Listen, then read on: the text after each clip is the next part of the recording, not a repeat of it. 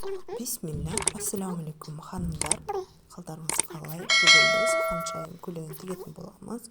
Бұл жерде біз дайын лекаламен қырқып аламыз.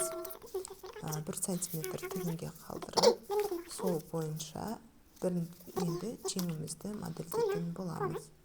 Ақпараққа дәл осы жеңді көшіріп аламыз. Осылай қарындашпен сызып көшіріп аламыз.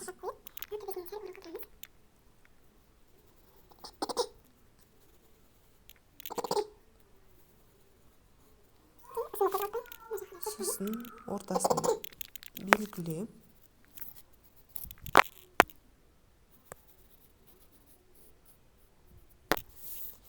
жиырылуы көп болып сұлу көрінсін десеңіздер, жеңдеріңіздің жоғары жағын.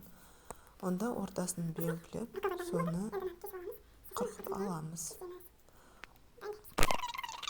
Керегімізше аралықты аламыз, ашамыз, сол бойынша жеңді қырқып аламыз.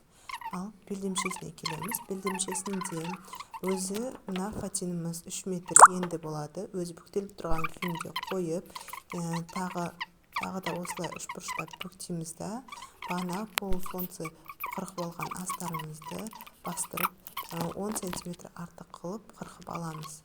Солай 3 рет қайталаймыз, сонда 6 қабат болатын болады. Ал жеңді біз 35 сантиметр ұзындықта қылып аламыз. Тігіске 1 сантиметр қалдырып, модельдеу үшін жаңағыдай ашып қырқып аламыз. Одан кейін осы белдемшенің астар бөлігінен 10 сантиметр белгілеп сызып аламыз.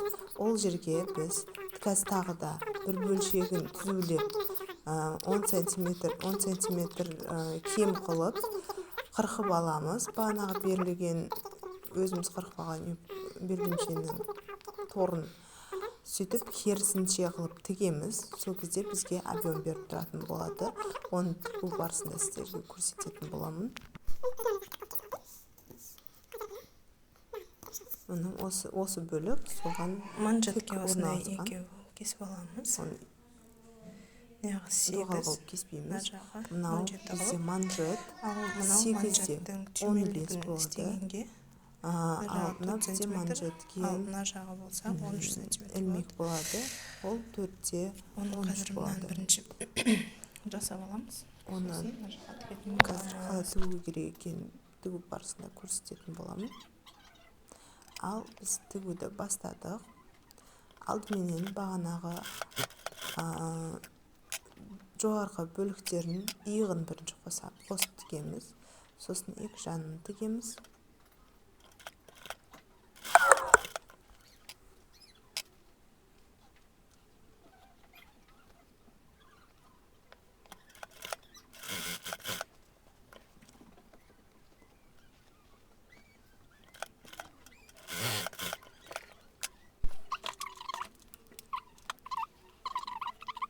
Ал енді белдемше бөліміне көшетін боламыз. Ең алдымен объемды тігуіміз қажет.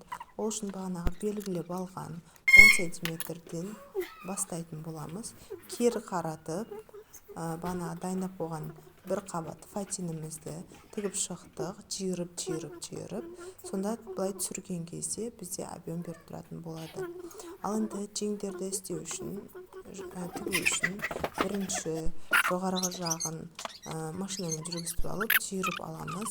Және де оның етек бөлігі дайын манжетінде тігіп алатын боламыз. Мына жерде белдемшемізді көрсеттік. Бағанағы объем беріп тұрған жағын тіккеннен кейін барлық 6 қабат белдемшенің торын бір-біріне инемен бітпен тігіп шығамыз. Сол тігіп шыққанды белдемшенің бойымен келтіріп, машинамен бастырып тігіп шығамыз. Сол кезде жаңағыдай болып шығады. Ал енді біз жоғар жағымыздың мойын жағын обработка жасаймыз. Ол үшін өзіміз сол мойынның өлшеп алып, сәл артық алып,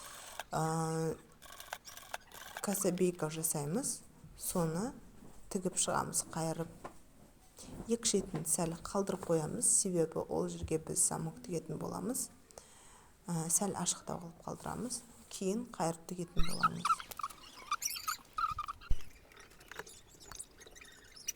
Ал біз енді жеңді қондырамыз. Оны инелеп аламыз дағыны, айналдырып, қолтық жағынан бастап тігіп бастаймыз.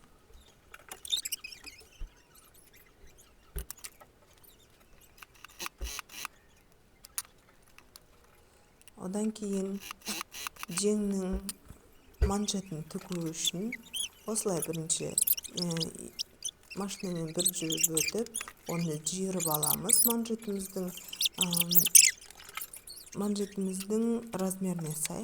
Манжеттің размерін сіздің өзіңіздің қызыңыздың немесе тігіп атқан қыз баланың қолының размерімен алсаңыз да болады. Сол жиырылғаны бойынша әдемелеп тігіп шығамыз.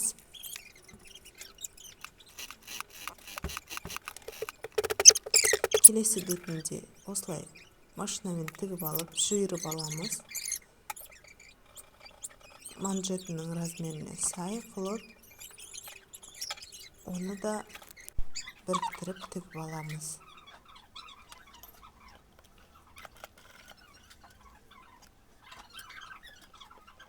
Осылай тігіп алатын боламыз. Және де бағанағы тігілген жеңнің қолтық жағын толығымен және қазір тігіп жатқан манжет жақта тігілген шеттердің барлығын жанымызда тұрған оверлок машинасымен бастырып тігіп шығамыз. Сол кезде бізде бекем мығым тігілген болады, сөгіліп кетпейтін болады. Және сұлу көрінетін болады. Артық жіптер, артық нәрселердің барлығы обработка жасалынады сол кезде.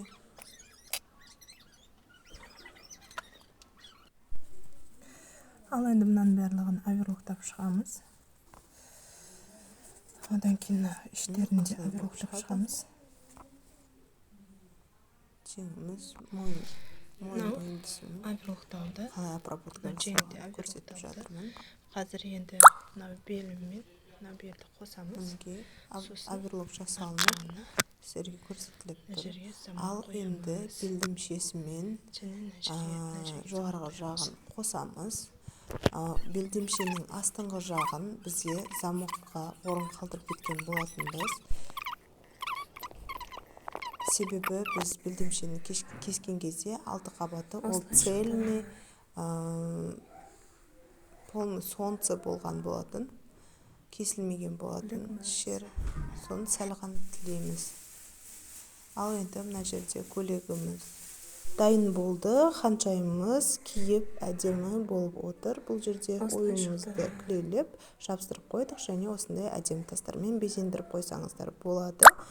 Мінекей ханшайымыз мархабат, ұнаса тіркеліп тіге отырыңыздар.